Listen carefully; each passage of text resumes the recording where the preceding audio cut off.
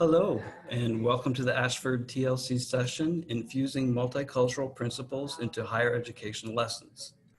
My name is Todd Havert, and I will be your host for this session, presented by Dr. Kalani, Beyer. The chat window will be open during this session, so please feel free to participate in the chat. Dr. Beyer will be answering questions posted in the chat at the end portion of his presentation. We at TLC are very excited that you have chosen to join us for this session today. And now I would like to welcome our esteemed presenter, Dr. Kalani, Beyer. Aloha nui loa. Welcome to my session. I want to start off by giving you a little background on my multicultural background. I was born and raised in Hawaii in a family that was part Hawaiian and part European.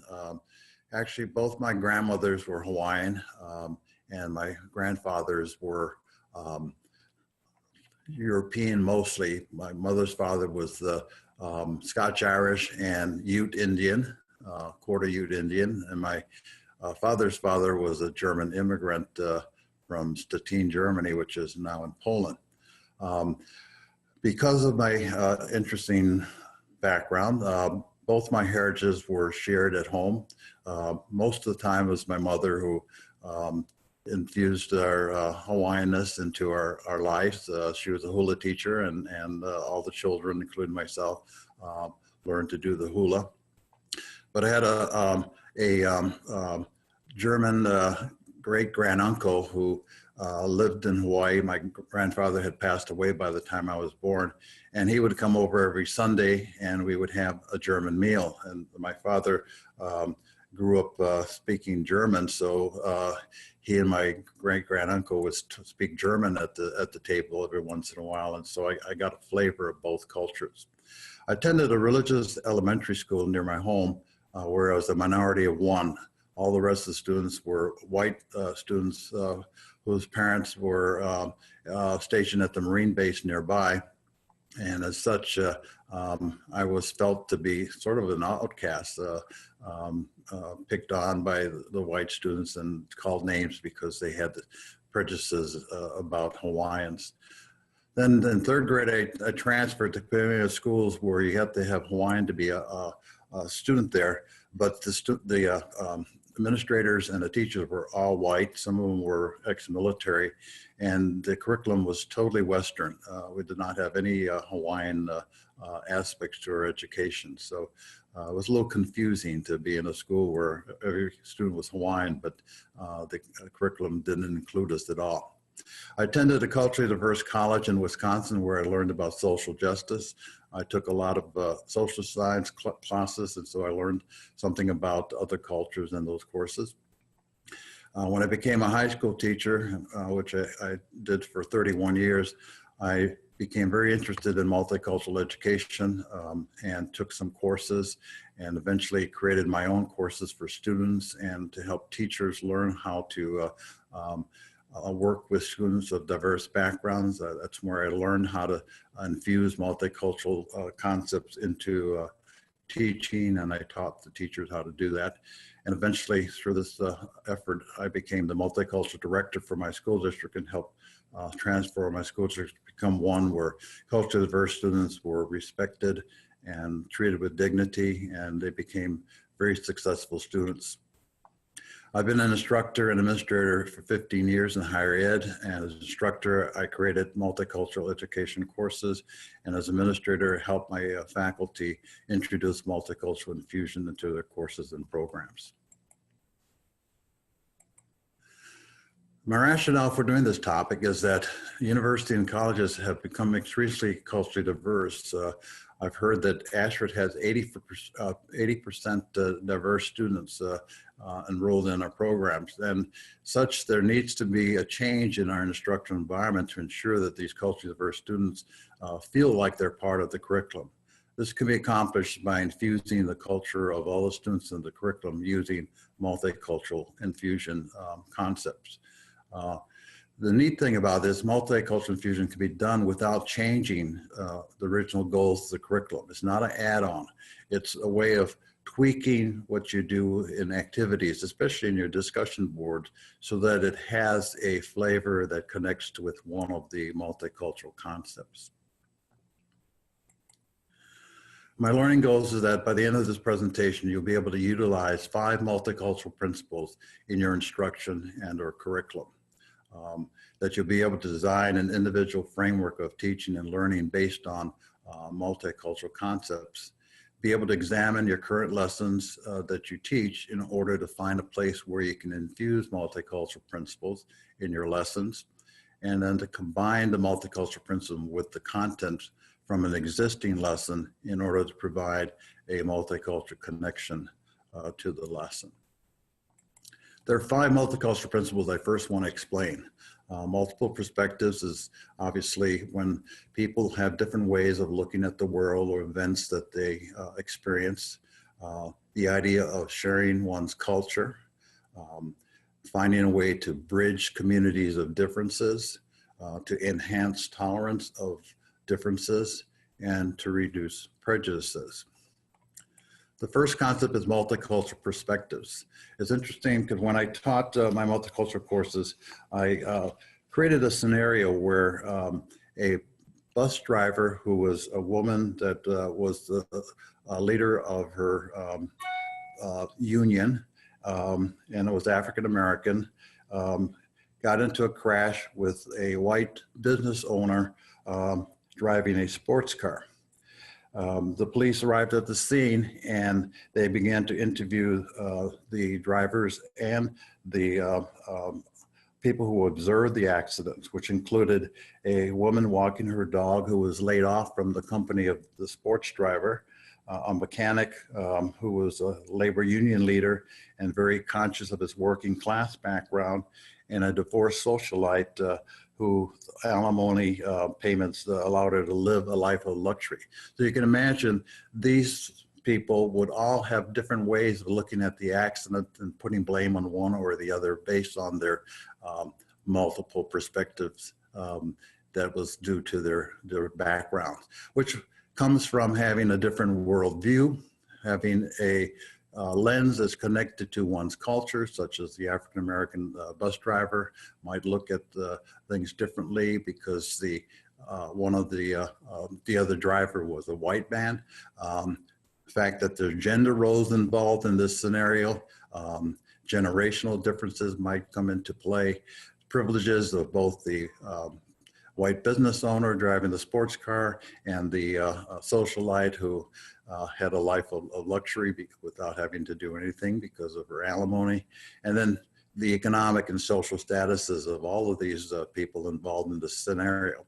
We use this kind of scenario to then help students to see that they themselves may have a different perspective on situations based on these 6 categories. Sharing culture, that's an important part of how we help culturally diverse students feel a part of their curriculum and their courses. And the first thing we need to do is to help our students understand what their culture is or what's in their cultural bags. When I was teaching in high school and working with our multicultural club, I noticed that the white students often claimed not to have a culture. Many of them had families that had been in the United States for generations, and so they lost any contact with whatever cultural backgrounds they had. And so the job of an instructor is to help them understand that even without identity to an ethnic culture, they have a family culture. So that's part of their cultural bags. So we want to help students to understand their culture. And the interesting part about the white students saying they had no culture is because they felt like they had no culture, they had no appreciation for someone who did. So our immigrant students or students from African American and Latino backgrounds who've been in the country a long time but still had pretty strong cultures were dismissed because the white students didn't feel like culture was an important part of their lives. We also need to share a variety of cultures, not just the ones of the students that are in attendance, but to have people become happy to learn about other cultures, find it as a wonderful experience when they learn something about other cultures. So that leads them to learn to appreciate other cultures, and then to help them to continuously search information on other cultures. When I first got to teaching in Illinois, that's where I taught, even though I went to college in Wisconsin, I was not familiar with the ethnic groups that made up the students of my school. Irish, Italians, Jewish, many from Eastern European countries like Poland. They were cultures I didn't experience in Hawaii. So the first thing I did as a teacher was to get to learn about their cultures. And then I began to create lessons where they shared their culture. We had a day in which we had them come in with food and clothing and music and customs that they shared, so that they could get to know each other, and I got to know them. When my high school became 40% culturally diverse in 5 years because of a change in the housing patterns of my community, where all the apartments had to take in low-income students, families, I mean, because of a federal judge's ruling. Then I had to help myself learn about cultures that were from Asia and Africa and South America, Middle East. And so I would spend time whenever I could asking people who were from different backgrounds something about themselves. Tell me, where you came from, how long you've been here. If they were adults, how do you raise your kids? Are they doing fine? And that way I became more informed. And so I passed this on to my students to be continually searching information of other cultures. The bridging community is to bridge the global community by studying world cultures and infusing information from other nations. Multicultural communities to identify all groups that make up the school by race, ethnicity, gender, age, ability, sexual orientation, religion, and to fight social inequality and help them to work together collectively, and at the multi-ethnic level to help them take pride in their own ethnicity and celebrate ethnic diversity. Enhancing tolerance means that we help students develop positive relationships between people of different cultures, expose the myths and stereotypes, empower the students to be themselves, and provide enlightening materials to encourage this tolerance that is part of the concepts we want to study. And then finally, defining, reducing prejudices. When I was at that elementary school, I experienced prejudice every day. The boys liked to call me names and make fun of me and say I was stupid Kanaka. And so when I left that school, I had a strong feeling, empathy for prejudices when people were in the position of being prejudiced against and discriminated against. When I got to teach in high school, I studied prejudice and I taught about prejudice. And prejudice is, and what I learned from my study is prejudging people and treating them in an inferior or superior fashion. So prejudice can also be when someone prefers someone over someone else and they're in a position of power and not just treating people inferiorly. And the different kinds of prejudices are at different levels. So, most of my students were involved in separation or use of language prejudice. That is, they hung out with only their kind and did not include others that were different, or they use language to call people names or make jokes about them. You can only be discriminatory if you're in a position of power, so a black principal that favors the black students in her schools over the white students is being discriminatory, even though she's part of a group that normally is considered a minority, but in her position, she's in a position of power.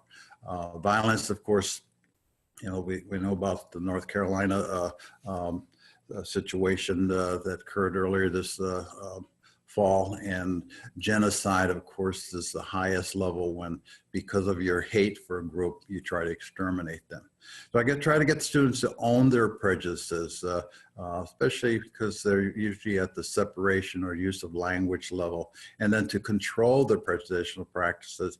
And then when they are in a position where they hear someone saying derogatory things about other groups, to actually say, hey, cut that out. We don't treat people that way in our community. So that's a higher level of action, but it's something that you can get students to do. The purpose of multicultural infusion is to create an environment where everyone's treated with dignity and respect, and to provide a opportunity for equality of opportunity. And we want to counteract the unequal treatment of people, and we want to provide additional material to balance the coverage of groups that are often slighted. And we choose instructional strategies that require experiential learning or collaborative learning. I know in an online environment, both of these are difficult, but perhaps with our new Canvas format and the use of Zoom, we can begin to do more of this in our courses. Multicultural infusion promotes social justice. This helps prepare students to work in a democracy, which we really need to work on. It seems like a lot of Americans have forgotten how democracy works. We need to teach political participation skills. The young still are the least likely to vote in our elections. We need to model democracy in the classroom, provide empowerment of our students, teach students to confront all forms of oppression, and teach students how to organize for social change. Multicultural infusion benefits instructors because it's not an add-on. It's a way to just manipulate your instruction to make it possible for the culturally diverse students to feel like they're part of the lessons. We use lessons that are already taught. I think a lot of the area where we can make the multicultural infusion work is in our discussion board questions, and how we respond to those answers that students give in their initial response. It really doesn't require the instructor to be a multicultural expert, although it's hopeful that they would become more understanding of different cultures as they begin to use multicultural infusion and become a student of multicultural differences. It's an important way to promote interdisciplinary connections in our classrooms, and I think it improves the existing lessons. Multicultural concept also benefits students. It's motivational and empowering.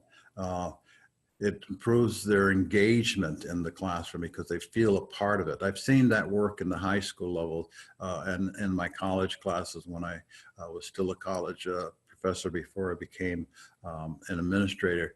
And in our system at Ashford, we're always working to find ways to make sure our students stay in our programs. Our retention levels are still not at the point where we'd like them to be. And I think that might be a case where we're not teaching anything that relates to the students, and they don't feel like they're part of our curriculum. The students are also benefited because it helps them transfer their own understanding of the world, their own perspectives, into one that connects to the content of our curriculums that we're teaching. It helps them apply what they're learning because they have a better connection to it. And it facilitates their organizational skills and their higher level of thinking. Okay, there are 5 steps to the multicultural approach. The first one is you first have to determine which multicultural concept you want to expand or highlight.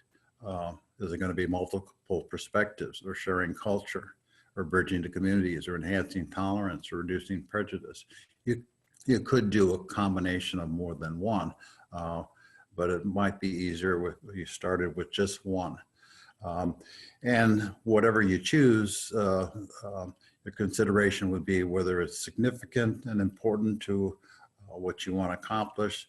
The prior experience of the students perhaps might dictate which of the concepts you would choose, or your own goals for what you're teaching. The second step is to provide direct instruction of the multicultural education concept. Your students won't know these concepts, so you'll have to take some time to introduce the concept, brainstorm with the students. So again, it'd be nice to have some meetings where you're all online. I teach as an adjunct for National University, and the courses I teach there, we have required online meetings every other week. And so that way I get to meet most of my students online. Although they're not using Zoom, they're using a Blackboard software tool called Collaborate. It's not as nice as Zoom. We also want to categorize the meanings of the concepts, identify relationships to it, synthesize and define it finally, and then discuss the applications of that concept. So the students get the chance to see that when they do some of their discussion boards or other lessons, that there's going to be that concept infused into it. The third step is to finally infuse the multicultural concept into the current lessons.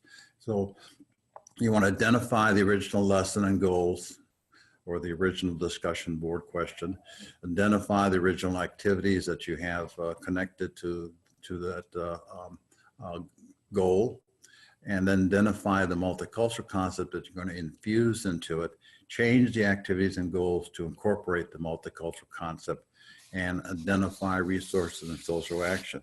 So for example, if I was teaching a lesson on how to dissect sentences in English, I would first have the students do the original lesson of determining, through diagramming where the verbs and adverbs and nouns are, and then have the students create their own sentences that might be related to their own culture.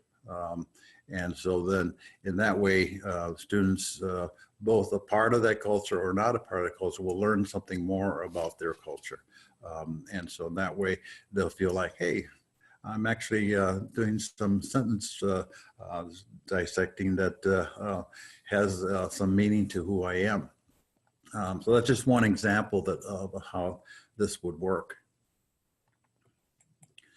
Then you teach the lesson, check if the students can identify the concepts, and finally, you want to evaluate the lesson and analyze it for student understanding and whether or not they can generalize from what they did and transfer it to their existing knowledge. All right, I want to end with some questions related to what I presented. Whether you infuse multicultural concepts or some other concepts, can you see the value of this process? Secondly, do you believe that we need to infuse multicultural concepts into our instruction? Third, will you be able to design an individual framework of teaching and learning based upon this presentation? And if not, and you want to, contact me and I can help you. And finally, what can you take away from this presentation? Well, mahalo. I think we have a little more than 5 minutes left for any comments or questions. How have you handled resistance in the school communities related to this topic? When I was a high school teacher, the multicultural programs, we started off with a multicultural club that put on presentations, both during the lunch hours for the the community at the school, but also in the evenings where parents were invited to come. And obviously, if we were doing an Asian Indian presentation, we got a lot of the Asian Indian parents to come. But we also began to get parents from other cultural groups that really like what we're doing. And eventually we created a program school-wide that was meant to come up with some principles for how we would be considered a class act school. And when we did that, we brought parents in to help us brainstorm what it was about the school that we wanted to make different. So the parents had some input into that, as did students and teachers and staff members, bus drivers, cafeteria workers, administrators, police consultants. All of them were part of this planning for how we would create an atmosphere of making the school a class act school. And it took some time, but as a result of including parents, there was no resistance. It was support all the way.